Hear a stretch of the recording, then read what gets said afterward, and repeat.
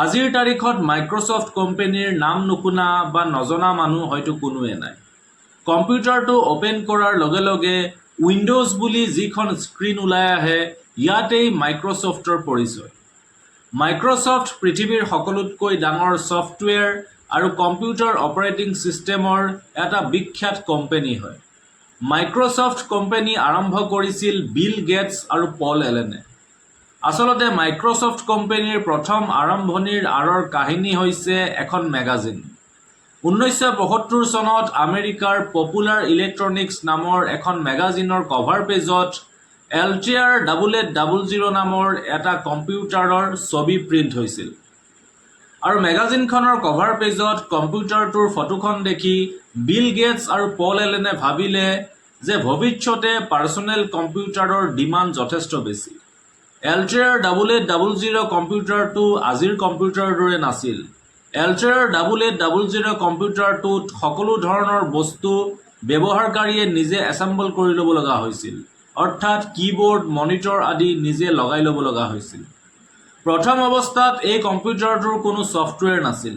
Bill Gates আৰু পল এলেনে এই কম্পিউটাৰটোৰ বাবে ছফ্টৱেৰ বনোৱাৰ কথা ভাবিলে আৰু কোম্পানীটোৰ লগত যোগাযোগ কৰি বিল গেটছে কোম্পানীটোক ক'লে যে তেওঁলোকৰ হাতত ছফ্টৱেৰ ৰেডি আছে, কিন্তু সেই সময়লৈকে তেওঁলোকৰ হাতত ছফ্টৱেৰ ৰেডি নাছিল। আৰু ইয়াৰ কিছুদিন পাছতেই বিল গেটছ আৰু পল এলেনে এল্টিয়াৰ 8800 পিচিটোৰ বাবে এটা বেছিক প্ৰগ্ৰেম লেংগুৱেজ ডেভেলপ কৰিলে। আৰু কোৱা হৈছে এল্টিয়াৰ 8800 পিচিটোৰ বাবে ছফ্টৱেৰ ডেভেলপ কৰাৰ বাবদ বিল গেটছক $3000 দিয়া হৈছিল আৰু বিল গেটছে কপিৰাইট নিজৰ লগতে ৰাখিছিল। আৰু ইয়াৰ পাছত 4 এপ্ৰিল 1975 চনত মাইক্ৰ'ছফ্ট কোম্পানী স্থাপন কৰা হয়। মাইক্ৰ'ছফ্ট নামটো ক'ৰ পৰা আহিছিল? এতিয়া মাইক্ৰ' মানে হৈছে মাইক্ৰ' কম্পিউটাৰ আৰু ছফ্ট মানে হৈছে ছফ্টৱেৰ।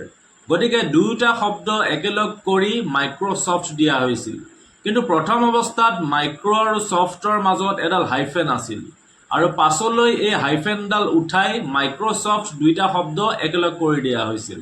ইয়াৰ পাছত 1980 চনত মাইক্ৰ'ছফ্টে IBM অৰ্থাৎ ইণ্টাৰনেশ্যনেল বিজনেছ মেচিন কৰ্পৰেশ্যনৰ লগত এটা ঐতিহাসিক ডিল কৰিলে।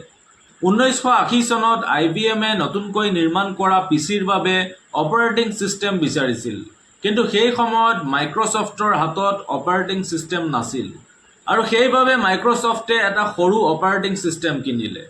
আৰু এই অপাৰেটিং ছিষ্টেমটোকে মাইক্ৰ'ছফ্টে নিজে কাৰেকশ্যন কৰি আৰু উন্নতভাৱে ডেভেলপ কৰি মাইক্ৰ'ছফ্ট DOS অৰ্থাৎ ডিস্ক অপাৰেটিং ছিষ্টেম হিচাপে IBMক দিলে।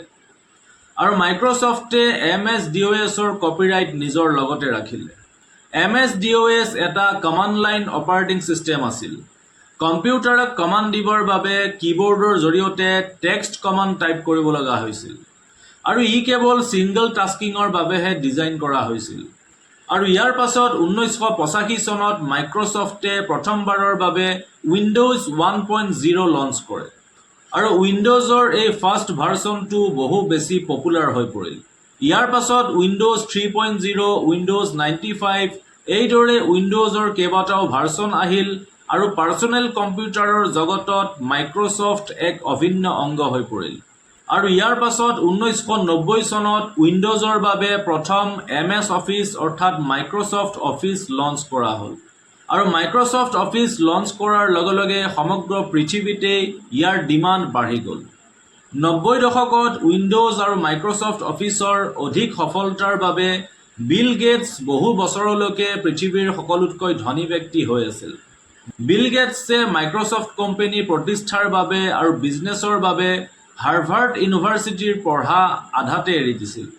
বৰ্তমান সময়ত পৃথিৱীৰ সকলোতকৈ জনপ্ৰিয় অপাৰেটিং ছিষ্টেম উইণ্ডোজ আৰু পৃথিৱীৰ সকলোতকৈ বেছি ব্যৱহাৰ কৰা অফিচ ছফ্টৱেৰ পেকেজ হৈছে MS অফিচ।